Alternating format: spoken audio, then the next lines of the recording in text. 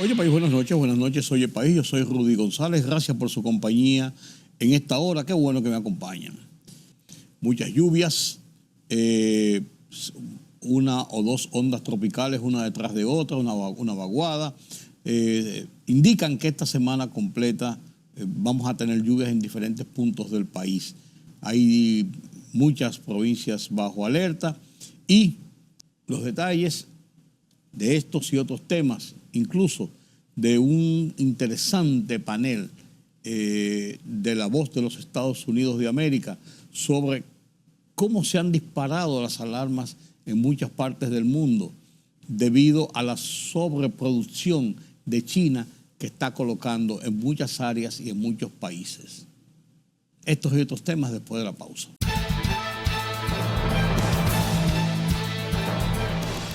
La Policía Nacional identificó este viernes a los supuestos asaltantes de la sucursal del Banco Popular de la avenida Gregorio Luperón con calle Olof Palme, dos de los cuales fueron ultimados en horas de la madrugada, mientras otro fue detenido y un cuarto está prófugo, informando el detenido que la banda era dirigida por un dominicano que había sido deportado de Estados Unidos. Los fallecidos fueron identificados como Richard Michel Estrella Arias, de 25 años, y Johan Eduardo Beliara Ibar, de 24 años, mientras que el detenido, Eddie Manuel Segura Arias, de 26 años, quien de acuerdo a la policía se entregó de manera voluntaria en la mañana de este jueves y admitió su participación en el asalto. En tanto, el prófugo es Jorge Luis Estrella Arias, de 36 años, a quien la policía pidió que se entregue. Al menos 27 acueductos se encuentran afectados en forma total a causa de las fuertes lluvias, afectando unas 469.904 viviendas, de acuerdo con el reporte del Centro de Operaciones de Emergencias, mientras que en Constanza varias comunidades fueron anegadas, tales como Colonia Española, Ojo de Agua, Colonia Kennedy, Caña Seca, Palero, La Sabina, La Secadora y Las Auyamas Arriba. Además, de forma preliminar, unas 22 viviendas fueron afectadas. También la nombrada Isidra Pichardo Almonte, de 56 años, perdió la vida al caerle una pared encima. El director general de Compras y Contrataciones, Carlos Pimentel, pidió hoy al Instituto Nacional de Tránsito y Transporte Terrestre, Intran, que identifique a los servidores y funcionarios que hayan participado y permanezcan en la actual gestión responsables de la licitación de piezas semafóricas que se realizó en cuestión de horas. Pimentel acusa a esos servidores de no ceñirse a su actuación a las normas del debido proceso administrativo y en consecuencia determine las sanciones que pudieran corresponder. Y el director ejecutivo de Autoridad Portuaria Dominicana Apordón, Jean Luis Rodríguez, afirmó que gracias al trabajo de identificación y saneamiento de las instalaciones portuarias, por primera vez la institución ha logrado titular los terrenos de los puertos del país. En ese sentido, Rodríguez expresó que al inicio de su gestión, en el caso de los puertos, no se tenían las referencias ni los mapas correspondientes para que la entidad pudiera hacer negocios a través de los puertos, ya que carecían de la documentación legal, detalle que imposibilitaba realizar las inversiones necesarias para el desarrollo del sector.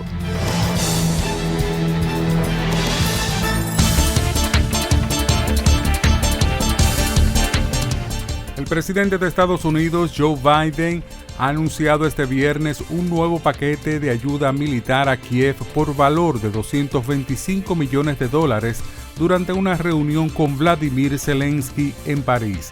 Estados Unidos estará con usted, dijo Biden a Zelensky. El presidente estadounidense también se disculpó ante Zelensky por retrasar la ayuda militar debido a problemas con la aprobación de la ley en el Congreso. El gobierno de Kenia ha recurrido a pastores evangélicos para guiar la misión de seguridad en Haití, según una información de la agencia Reuters. Los pastores emitieron recomendaciones al presidente de Kenia, William Ruto, y sirvieron como conducto entre las comunidades haitianas y el mandatario.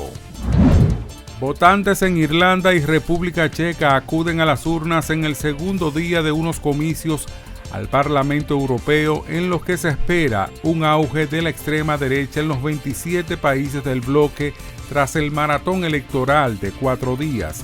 Los resultados definitivos no se conocerán hasta el domingo en la noche cuando todos los países hayan votado, pero una encuesta de salida realizada en Holanda que abrió la cita electoral indica este jueves que el PVV, la formación de ultraderecha de Geert Wilders, podría lograr grandes avances. El primer ministro de India, Narendra Modi, fue elegido formalmente líder de la coalición Alianza Democrática Nacional que obtuvo el mayor número de escaños en las elecciones generales luego de que su partido no pudiese lograr la mayoría en solitario. El mandatario de 73 años y que el domingo tomará posesión como primer ministro para un inusual tercer mandato, formará un gobierno de coalición. La libertad solo reside en los estados en los que el pueblo tiene el poder absoluto. Por el respeto a los valores democráticos y la dignidad del pueblo dominicano, el rumbo de la tarde, plural, objetivo, comprometido siempre con la verdad. Con Georgie Rodríguez, Rudy González y Ramón Colombo. Los poderosos ya están en el aire.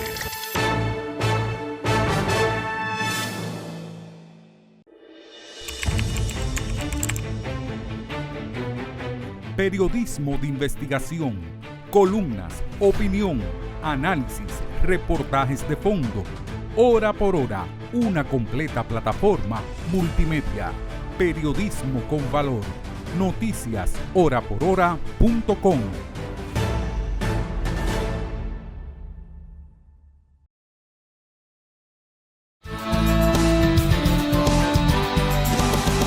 Gracias por continuar con nosotros en esta emisión de Oye País. Como cada semana, don Carlos Cuello está aquí. Y aunque en su agenda lo tocaba así de soslayo, yo creo que el tema principal de hablar es que ya se habla de reforma fiscal. Como habíamos hablado antes de las votaciones, ese era un tema que estaba pendiente o que está pendiente. Y nada más hizo pasar el día de las elecciones cuando ya se han desbordado las opiniones y las propuestas y las discusiones sobre lo que significaría para la economía del país, para el desarrollo nacional, la posposición que viene dándose desde hace años de esa reforma fiscal tan esperada. ¿Es así o no es así, don Carlos? Es importante que esto se haya planteado porque una de las principales calificadoras de riesgo, Standard & Poor's, y hay otro informe también del Bank of America y otro de Fitch, todas las principales calificadoras de riesgo hacen referencia primero al triunfo del presidente Abinader, ¿no? Que se veía venir, según las mediciones de las principales encuestadoras locales e internacionales. Exacto, ¿no? Y destacan, en primer lugar, como una de las fortalezas de la economía dominicana, la institucionalidad. O sea, la estabilidad política. Exacto, esa es la palabra, ¿no? El clima político, ¿no? Que brilla en la región. Sí. No hay sobresaltos aquí. Entonces, si el garante en los últimos años de esa estabilidad política era precisamente el que continúa, entonces yo creo que en ese sentido... Pues entonces, sí. Exacto, se logró porque la población votó mayoritariamente. Claro. Que si tuviera un porcentaje, bueno. Eso es otra cosa. Eso hay que buscar los otros detalles. Pero la población votó mayoritariamente, ¿no? Y votó por el candidato. Claro. Y si votó por él es porque entendió que se habían hecho cosas favorables, ¿no? Entonces, esos dos informes, tanto el de Fitch, Standard & Poor's, el de Bank of America, todos reconocen esa fortaleza política de la economía dominicana. Sin embargo, hay un punto que es muy vulnerable, que es el de la situación fiscal. Es que se ha ido aplazando. Claro, porque fíjate que ellos juegan un papel muy importante cuando el país tiene que hacer colocaciones en los mercados internacionales. Para ellos cualquiera diría, bueno, pero para ellos y para los banqueros de inversión es un negocio que nosotros tengamos un déficit porque van a encontrar que vender. Pero ojo, también tienen que proteger lo que ya tienen. Claro. Y la recuperación. Exacto. Sí, los niveles de recuperación que la banca se maneja en esos niveles. Entonces, por ejemplo, ¿qué destacan ellos? Bueno, que la deuda, que ya representa el 55% del Producto Interno Bruto, un 70% de esa deuda está en moneda extranjera, dólares. Correcto. Y la otra parte que ya hemos destacado aquí muchas veces es que más de la cuarta parte, más del 20%, casi la cuarta parte del presupuesto, está comprometido para hacerle frente a la carga financiera. Entonces, esa situación no puede seguir. Es impostergable. No. Dejar eso así nos va a llevar a un escenario de más difícil solución. Tuvimos una justificación en el retraso por el tema de la pandemia y el tema de la recuperación de la economía, pero ya es un punto superado. Bueno, pero precisamente quizás habrá que desembolsar ese mismo proyecto, tú recordarás. No, claro que sí. Ese proyecto contemplaba, bueno, el de la placa no es de ese proyecto, la placa vino mucho de antes, los Marbete, ¿no? Sí. Pero se dejó durmiendo, ¿no? El otro era ampliar la tarifa del impuesto corporativo, que era 25, se llevó a un 27, pero aquí sería provisionalmente llevarlo a un 30. Digo provisionalmente, aunque después se quede. Sí. Esa cosa que lo provisional aquí, cuando es así, nunca vuelve a su nivel. Fusillo provisionalmente. Sí. Entonces, otro de los puntos, la zona franca, por ejemplo, que pagan creo que un 2.5 por las operaciones locales, ¿no? Subirla a un 5%. El impuesto a las personas, que ahora mismo es 25 la escala superior, creo que se estaba planteando ahí llevarlo a un 30 o a un 35, o sea, subir la escala superior, ¿eh? O sea, después de cierto, porque es una escala progresiva, ¿no? Sí. Y por supuesto ampliar la base del ITEVI. Sí. A la bebida azucarada, tú recuerdas, todo eso. O sea, horizontalizarlo, como dicen ustedes los economistas. Exacto. Otros han planteado que el ITEVI se ha reducido. Sí, se habla de llevarlo hasta el 10%. Hasta un 10%, pero obviamente universalizarlo. Y ampliando, sí, todo. Al universalizarlo eso implica la medicina, los libros, los servicios médicos, alimentos, todo. Y por supuesto, seguir haciendo los esfuerzos por controlar la evasión. Sí. Algunos más conservadores han dicho que no, que la mejor reforma que se puede hacer es controlar la evasión. Pero tenemos 20 años en eso. Sí. A menos que todos... Admitida oficialmente, que es lo peor. No diga que eso dice la gente. Pero todos los sistemas tributarios tienen algún margen de evasión, todos. Claro. Sí, lo que pasa es que cuando se habla del 40 al 50%, como que... En gran medida eso va con la informalidad de la economía también. Chilla, sí. La informalidad de la economía incide mucho en eso, ¿no? Claro. De todos modos, tú no puedes hacer una reforma diciendo, no, nos comprometemos a reducir la evasión en la mitad el año que viene. Sí. Pues eso sería no hacer nada. Claro. Además de eso, sería admitir que sí estamos evadiendo porque nos da la gana. Por eso te digo, entonces, eso es un poquito difícil de cumplir. Es complicado. Pero tiene que identificarse fuentes que generen ingresos ya. Sí, definitivamente. Lamentablemente, se cae aquí sobre lo que ya se sabe que pagan y que están bajo control. Yo creo que a la par hay que seguir reforzando, es lo que se promete siempre que se hace una reforma, ¿no? Seguir reforzando los mecanismos de eficientización, Y la otra parte es el gasto. Sí. Porque no es tributaria nada más. No. La fiscal incluye las dos partes, ¿no? Sí. En el gasto, mira, cuando se habla del gasto tributario, tú y yo lo conversábamos en programas anteriores, seguido se piensa en cortar todos los exenciones y los incentivos. Pero eso se hace cada rato de boca. Y hasta por decreto. Pero decíamos, la mitad de las exenciones justamente son mercancías grabadas que deberían ser grabadas con ITEVI. Uh-huh. Por contrario a lo que la gente cree, que es el turismo, que es la zona franca, con todo lo que implicaría quitar alguna de esas exenciones en lo que es el valor agregado de la economía, sobre todo de generación de empleo, ¿no? Achicar al Estado. No deja de crecer. El clientelismo del Estado. Representa alrededor de 20%. Sí. O sea, el Estado representa una carga para los contribuyentes. Con una nómina.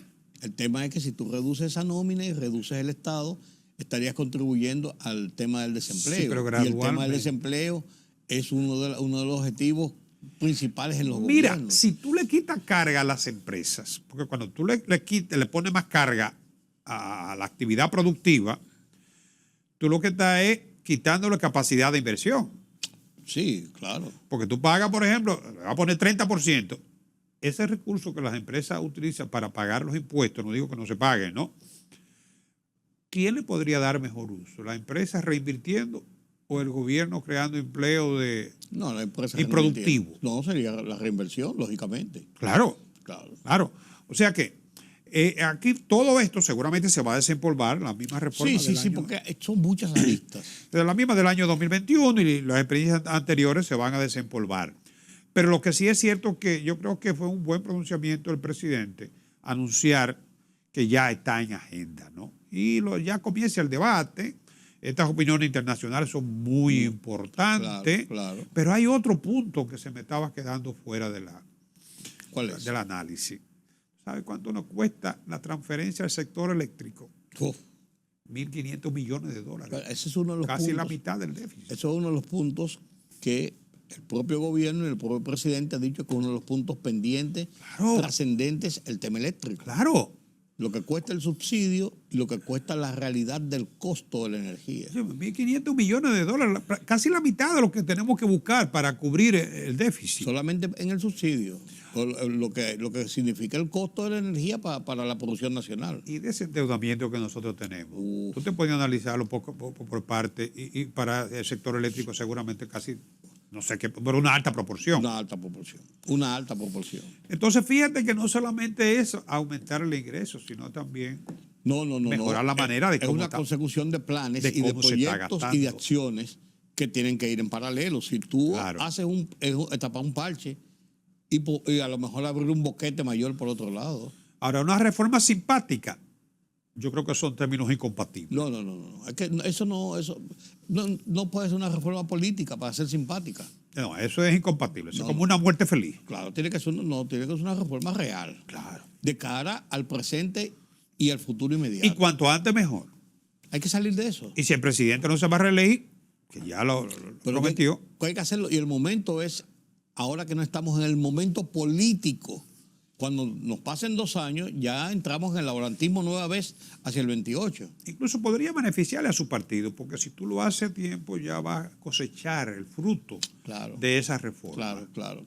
Y la sociedad tiene que saber que tiene que asimilarlo. Ahora, tiene que tener la garantía del Estado, no digo del gobierno, solo del Estado, Sí. en que ese sacrificio que podía representar, o ese cambio que podía representar en el manejo de los fondos públicos y de los fondos generales del país, va a tener el uso que se está esperando, o por lo menos en gran parte.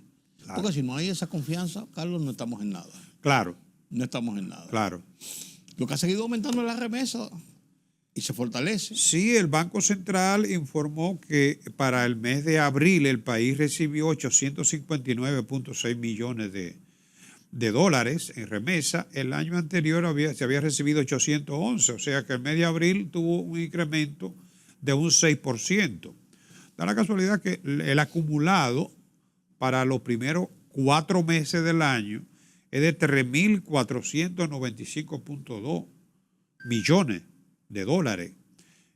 También una tasa de crecimiento de un 6.2 con respecto al año pasado. Al acumulado, digamos, del cuatrimestre, ¿no? Pero mira, la tendencia va muy buena. Sí. Con casi 3.500 millones en la primera tercera parte del año. Claro. Eso proyecta que vamos a tener, Por encima de los 10. claro, y por encima de lo que fue el año pasado. Bueno, sí, un 6.2%. Sí. Ojalá y se mantenga esa tendencia. Siempre he dicho, cuando estamos analizando este tema, que esas son las remesas formales. No, claro. Los tanques y lo que vienen de manera personal y de otras formas. Deben incrementar, por lo menos. Claro. Aquí se estima que esto representa como un 8%, el 8% del Producto Interno Bruto. Pero con eso, Adicionales o suben. yo creo que sobrepasa el 10%. Sí, claro. Sin lugar a dudas. Claro que sí. Y contribuye con lo que es la estabilidad cambiaria.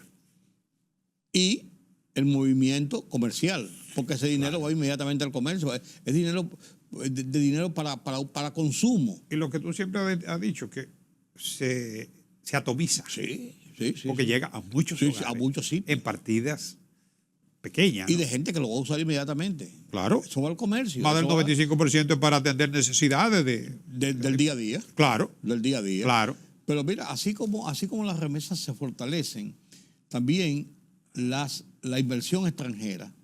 Pero también vi unas cifras en esta semana del turismo también, el primer cuatrimestre. O sea, esto indica, Carlos, que lo que tú decías ahorita, precisamente, la estabilidad política y el resultado del proceso electoral. El escenario fundamental para todo esto. Para todo esto, claro. para la inversión extranjera, claro. para el turismo, claro. para las propias remesas. O sea, ese escenario es vital. Quizá la remesa tiene No tanto, es más directo, otras variables, ¿no? Pero la gente sabe que está mandando para resolver un problema porque la gente tiene esa capacidad de compra entonces o de tratar el día a día. Claro. Pero en el caso de la inversión extranjera directa, el informe del Banco Central destaca que en el primer trimestre, la primera cuarta parte del año, ya andan por los 1.280.9 millones de dólares. ¿Se proyecta sobre los 4.000? Sí, claro. Las proyecciones son de 4.500 millones de dólares para este año. El año. año pasado fueron 4.300.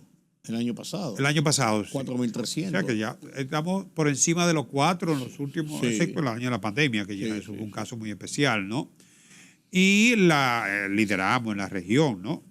Lo que es la recepción de remesa, aquí influye mucho lo que son los bienes inmobiliarios, el turismo, que tiene mucha inversión directa, y por supuesto la zona franca, ¿no? Pero óyeme, 4.500 millones de dólares en remesa. Son buenos. Más de 10.000 en turismo, en remesa más de 10.000.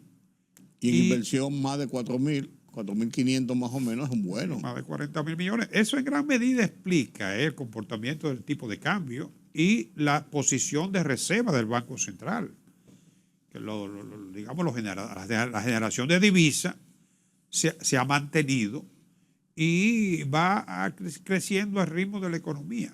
Y mira que nosotros hablamos a principios de año de cómo sería este año por ser un año electoral, que son años atípicos y donde los movimientos de la economía a veces son extraños dependiendo de cómo vaya el proceso de las elecciones. Si Sí. se generan incertidumbres, si hay despilfarro de dinero, si hay dinero que van a sectores improductivos en grandes cantidades. Sin embargo, pasó el proceso electoral y los indicativos son de crecimiento y de fortalecimiento de la economía.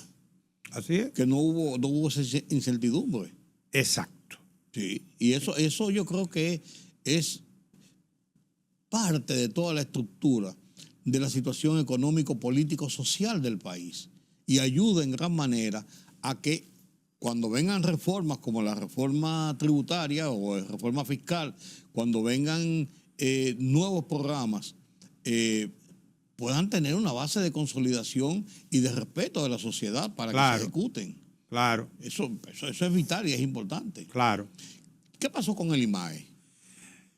Mira, el IMAE reporta lamentablemente para el mes de marzo una caída. Sí. Cayó de 212, que era el índice acumulado, a 202, casi un 10% para el mes de abril. Tumbó, por supuesto, lo que era el acumulado que se venía logrando, ¿no? Aunque queda todavía en 4.2 para lo que serían los primeros 3 meses, ¿no? Pero el interanual cayó claro, 1.6. O sea, el Banco Central no ha ofrecido el informe que acostumbra a emitir explicando las posibles razones. No lo he visto, no sé si... Quizás no, yo no lo he visto. Yo vi una gráfica que tú me mandaste. Sí. Pero eso fue lo único que circuló. Sí, y está en su página, en la hoja de Excel.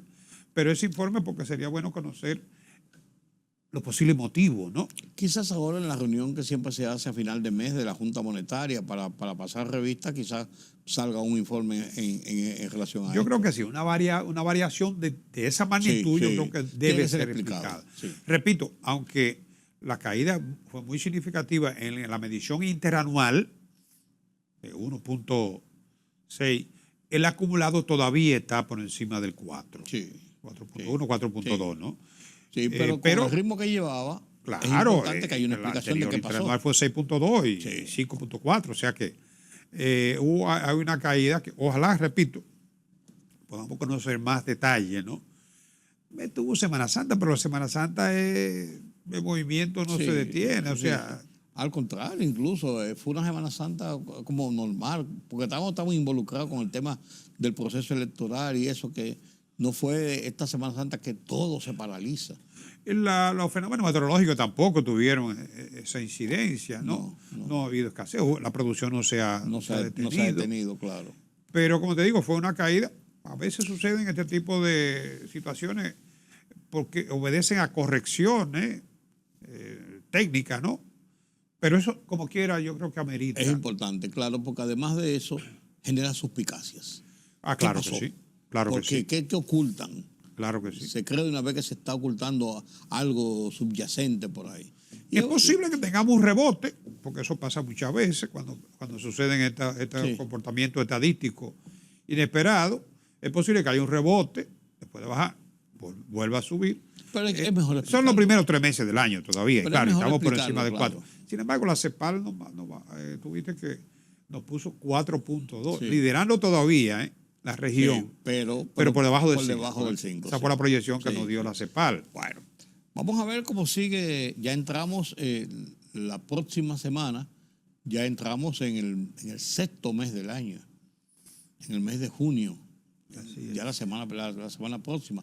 Este fin de semana, con el tema de las madres, es posible que haya un movimiento interesante en el comercio, aunque se han visto pocas Muy promociones y esto. Sí. Es que la publicidad política se tragaba Se lo tragó todo. Se lo tragó todo. La publicidad y las expectativas. Sí. Y era muy cerca del proceso electoral la celebración de las madres. Pero está muy relegado. Muy relegado, muy Yo relegado. no Pero recuerdo. a lo mejor se mueve un poquito el comercio, es posible que sí, pero vamos a ver qué resulta de esto y ya cómo vemos la perspectiva para el segundo semestre del año, que comenzamos ya después de junio. Así es. Así es. Gracias, don Carlos. Bueno, No puedo decirle que nos vemos la semana próxima, el mes próximo, porque todavía la semana próxima nos vemos Todavía antes de queda. que concluya el Sí, mes. concluye. Así. No, lo que pasa es que usted siempre me tira esa chinita mes y me saca de casillas. Pero parece que vamos a salir bien del mes de mayo. Del mes de mayo. Así mismo es. Gracias, don Carlos. Gracias a ustedes por acompañarnos en este conversatorio sobre la situación de la economía. Gracias a don Carlos Cuello. Ya volvemos. La libertad solo reside en los estados en los que el pueblo tiene el poder absoluto. Por el respeto a los valores democráticos y la dignidad del pueblo dominicano, el rumbo de la tarde, plural, objetivo, comprometido siempre con la verdad. Con Georgie Rodríguez, Rudy González y Ramón Colombo. Los poderosos ya están en el aire.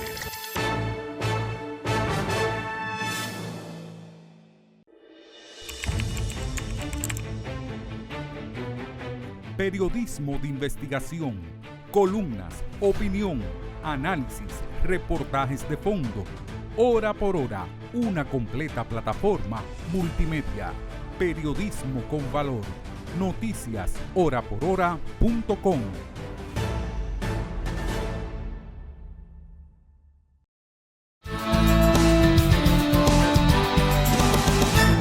Esta semana La Voz de los Estados Unidos de América, televisión pública, voz oficial del gobierno de los Estados Unidos, en su foro interamericano semanal, presidido por Jaime Moreno, uno de los periodistas estrella de La Voz de los Estados Unidos de América, analizan el tema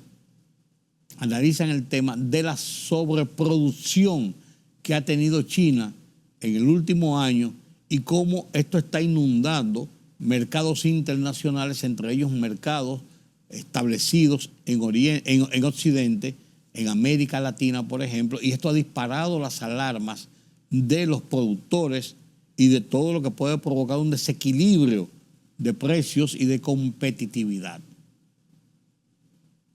Este análisis que hace La Voz de los Estados Unidos de América tiene mucho que ver incluso con República Dominicana y con toda nuestra área de influencia, porque la penetración de productos chinos, no necesariamente lo que eran los chinos antes, que era todo de mala calidad. Eso es chino. No, tienen cosas de muy buena calidad y competitivas con los mejores de los mejores. Entre ellos, por ejemplo, los vehículos eléctricos, los cuales están inundando gran parte de los países de Occidente. La Voz de los Estados Unidos de América analiza el tema, dirigido, vuelvo y les repito, por Jaime Moreno, y con este debate de un tema tan importante sobre la economía en nuestros países, me despido hasta mañana. Una vez analizaremos temas de interés nacional e internacional. Les recuerdo que estamos en la semana de la recordación del 63 aniversario del ajusticiamiento de Rafael Trujillo y del inicio de este proceso de libertades que vive República Dominicana. Los dejo con este debate de La Voz de los Estados Unidos de América. Yo soy Rudy González. Hasta mañana. Esta semana, Estados Unidos invitó a sus socios europeos a actuar en conjunto para presionar a China para que ajuste la producción de automóviles eléctricos, baterías, paneles solares y acero. La Casa Blanca considera que China está produciendo de manera excesiva estos productos y a precios artificialmente bajos y que podrían llevar a la destrucción de miles de empleos en Occidente. La política industrial de China puede parecer remota mientras estamos sentados aquí en esta sala, pero si no respondemos estratégicamente y de manera unida, la viabilidad de las empresas, tanto en nuestros países como en todo el mundo, podría estar en riesgo. El llamado de la secretaria del Tesoro estadounidense Janet Yellen ocurre mientras la Comisión Europea investiga si los subsidios estatales que reciben las empresas de carros eléctricos de China ponen en riesgo o no a la industria automotriz europea. Europa no puede aceptar prácticas de distorsión del mercado que podrían conducir a una desindustrialización aquí en casa. Europa sopesa imponerle aranceles a los carros eléctricos de marca chinas, como ya lo hizo Estados Unidos para proteger su industria local.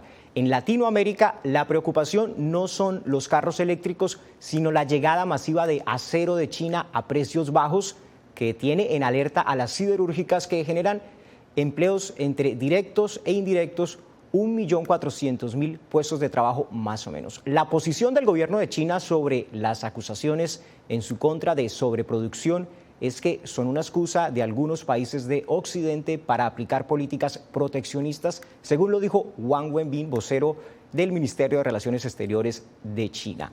Para hablar de este tema amplio, muy interesante, está con nosotros el doctor Evan Ellis, profesor e investigador de estudios latinoamericanos en el Instituto de Estudios Estratégicos de la Escuela de Guerra del Ejército de Estados Unidos. Y sus estudios en los últimos años se centran en las relaciones de China con la región. Y desde Boston se une a la conversación el ex embajador de Chile en China, Jorge Jaini, profesor e investigador de la Universidad de Boston. A los dos, muchísimas gracias por acompañarnos. Y comienzo con usted, doctor Evan Ellis. ¿Qué explica este exceso de producción de productos que se conocen como productos verdes que tiene China en este momento y que según Estados Unidos y Europa pueden ser una amenaza para sus empresas?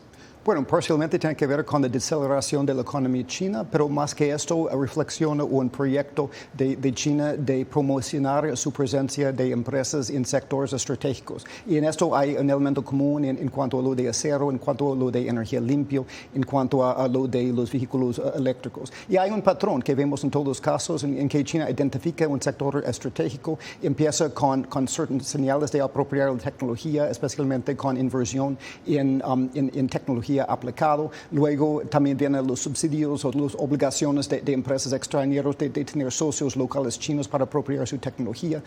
Luego tenemos ya ventajas de empresas chinas en cuanto a costos y regulación. Y luego hay inversiones de gran escala en infraestructura china, inicialmente en la construcción y ahora en el sector eléctrico, lo que permite a empresas chinas de construir en escala y luego entrar al mercado occidental. Entonces, ¿todo esto en cuánto tiempo vemos que ha pasado?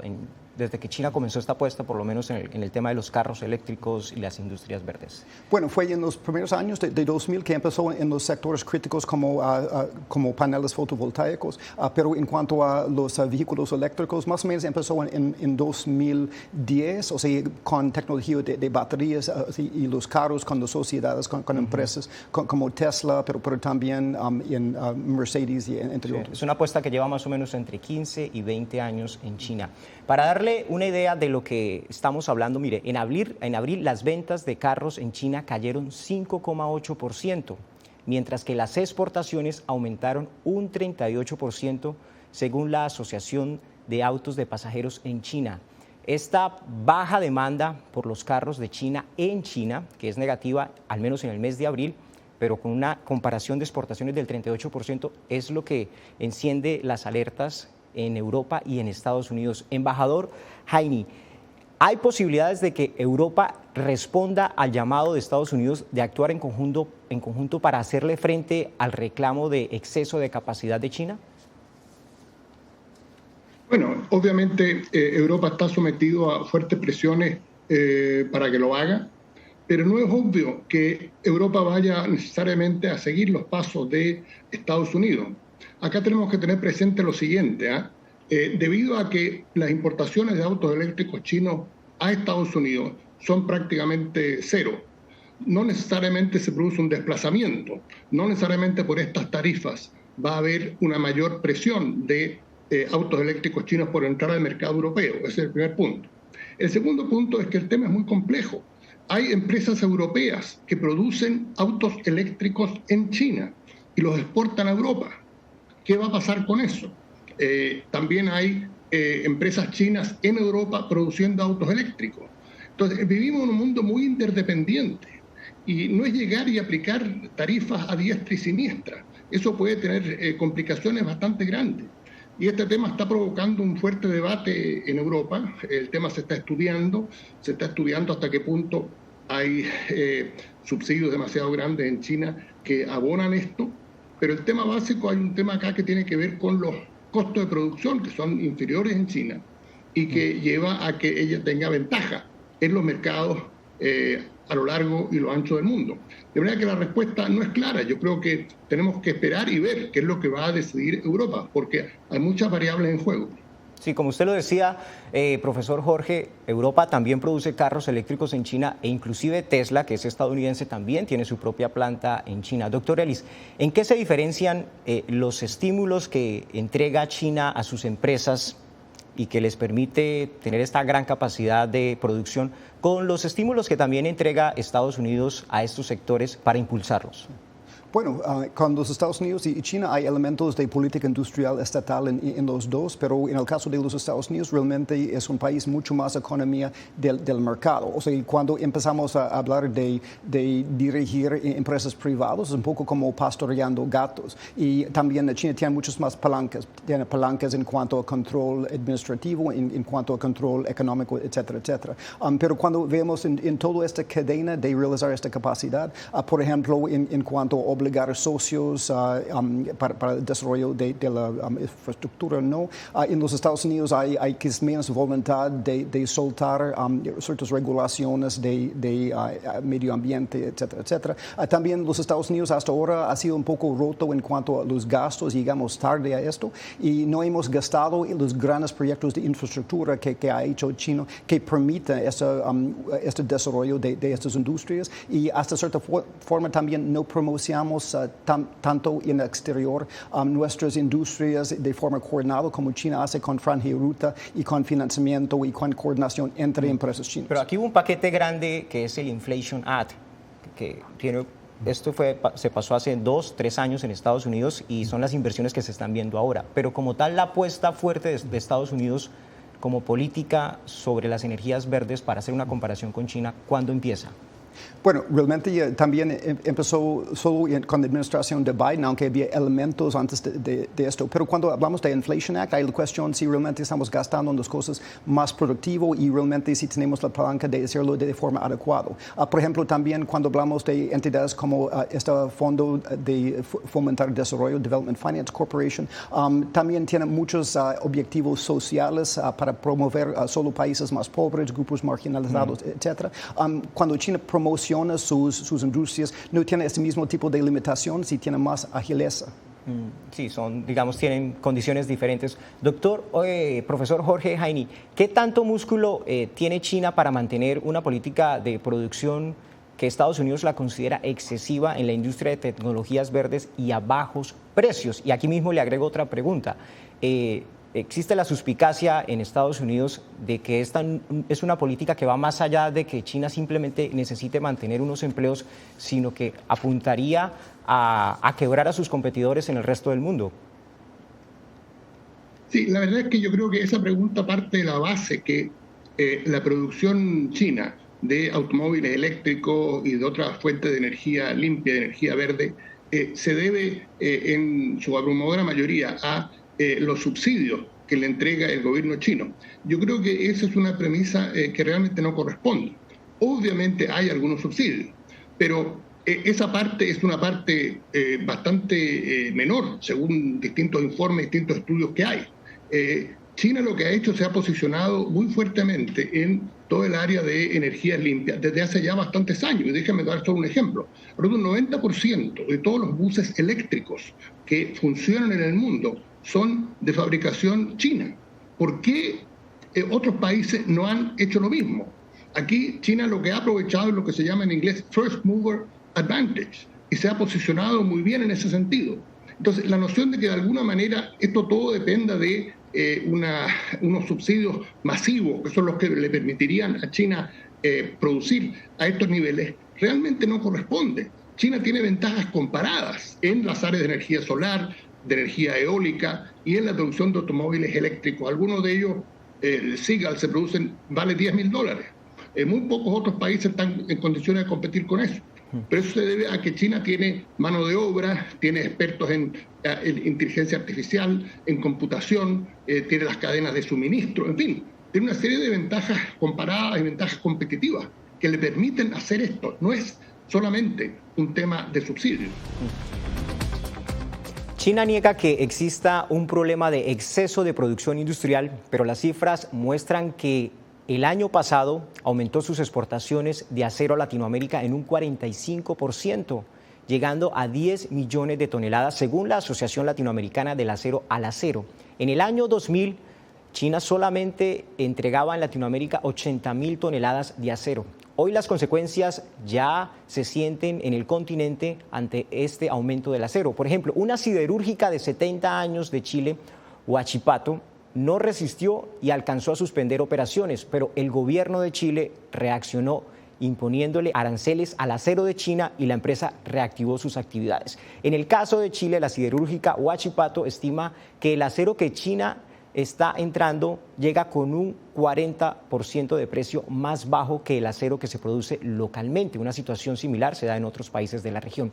En Estados Unidos la preocupación no es menor y la Casa Blanca también le puso aranceles adicionales al acero de China.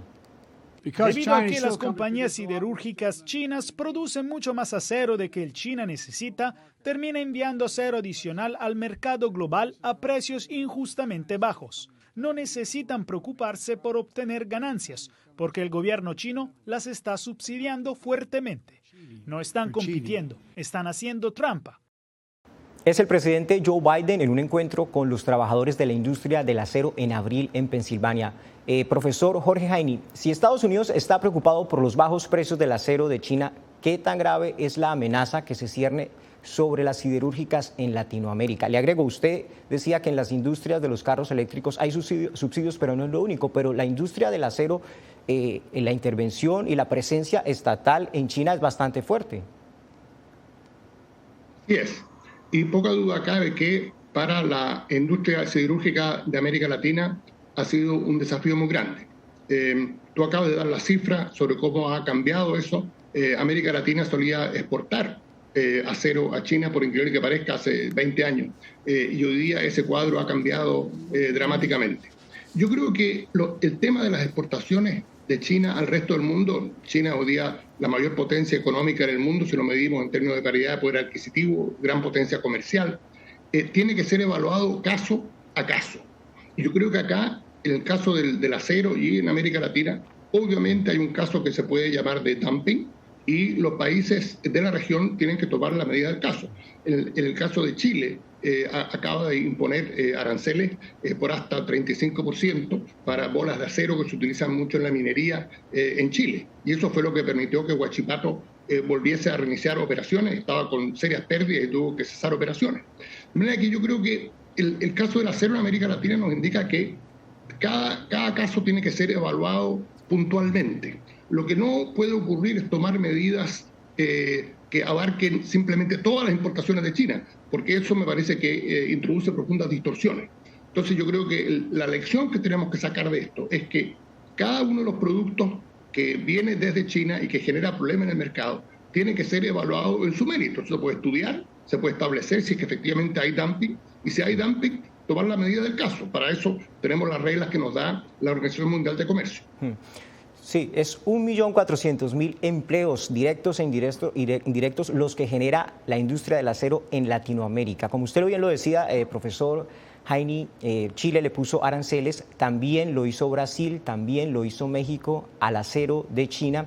Y en Colombia la industria del acero también está pidiendo aranceles. Doctor Ellis, ¿es el proteccionismo, poner más aranceles, la respuesta a la política industrial de China?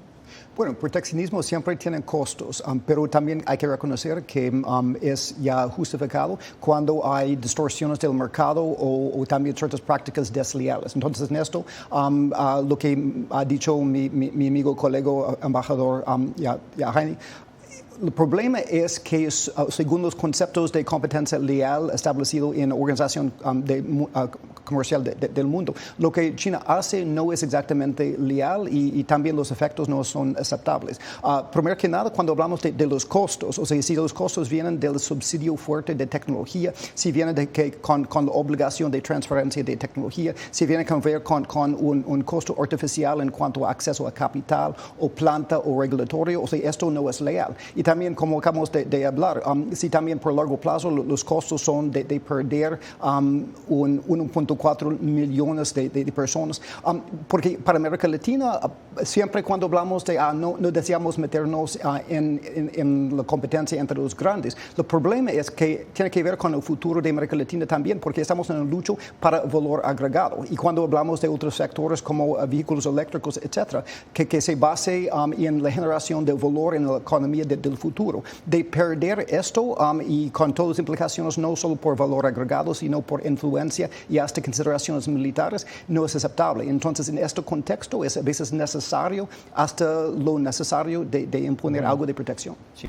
Estados Unidos y Europa buscan proteger su naciente industria de energías limpias de la producción masiva de carros eléctricos de China a precios baratos. El desafío para Occidente es que China ya controla en algunos segmentos más del 80% de toda la cadena de suministro que va desde la extracción, procesamiento, refinación de minerales y la producción final de baterías para los carros eléctricos. Doctor Evan Ellis, ¿por qué le sacó China tanta ventaja a Occidente en este sector que hoy el mundo lo considera estratégico? Bueno, es una combinación de cosas. China empezó temprano, tiene estas herramientas estatales. China ya podría ayudar en la apropiación de tecnología de empresas occidentales, muchos de los cuales están en el medio de casos legales sobre esto en este momento. Han podido aplicar esta tecnología de escala grande con sus proyectos de infraestructura eléctrico y ahora con la construcción de infraestructura de cargadores de vehículos. O sea, es una combinación de cosas hasta ya proyectarse con proyectos de franja y ruta en extranjero para tomar este ventaja doméstico y aplicarlo a mercados como lo de Europa y eventualmente a los Estados Unidos. Y eso es la preocupación. Así como China está inundando los mercados de acero, está ocurriendo lo mismo con el cobalto, níquel y el litio, cuyos precios están sacudiendo a empresas claves y grandes del sector. Por ejemplo, Glencore está suspendiendo sus operaciones de explotación de níquel en Nueva Caledonia, territorio francés. Doctor Jorge Jaini, Occidente aún produce acero y está dando la pelea con China, con aranceles, pero en el caso de los minerales que integran toda la cadena de suministro de las baterías de carros eléctricos que domina China en más del 80% en algunos casos, ¿qué se puede esperar? Bueno, yo creo que en particular referencia al caso de América Latina, particularmente Sudamérica, tiene grandes depósitos de litio, está el triángulo del litio, Chile, Bolivia, Argentina. Chile y Perú son dos de los mayores productores de cobre del mundo, son dos elementos claves para todo lo que es la transición energética hacia una economía verde.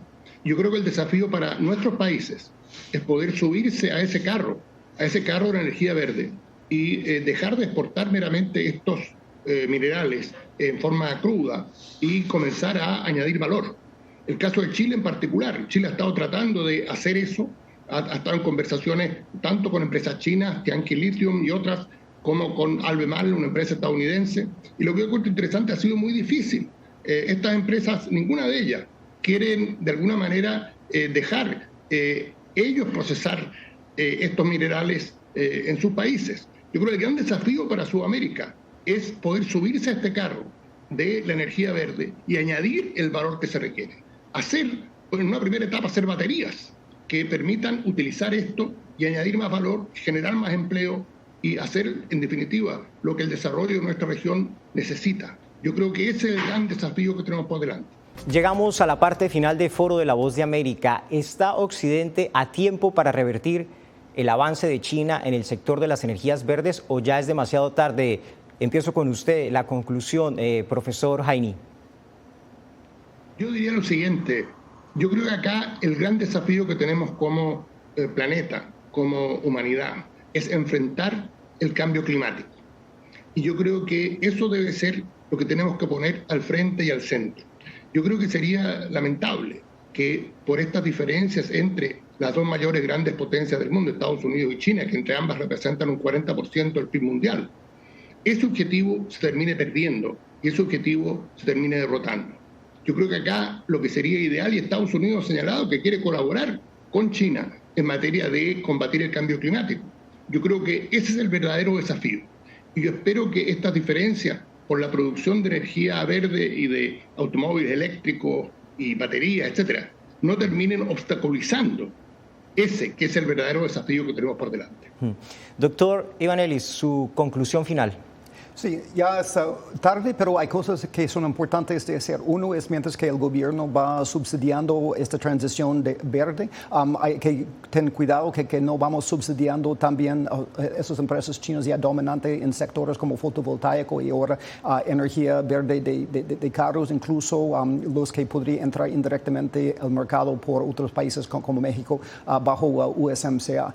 También tenemos que hacer más trabajo en colaborar con socios democráticos como Taiwán, como Corea, Japón, que quizás podría tener parte de la solución en cuanto a tecnología, en cuanto a productos. Y por fin también tenemos que poner en fin a esta guerra civil en Washington que está impidiendo nuestra respuesta eficaz y responder de forma más inteligente. Muchas gracias, doctor Evangelis, y al ex embajador de Chile en China, Jorge Jaini, también profesor de la Universidad de Boston. Síganos en todas nuestras plataformas y nos vemos muy pronto.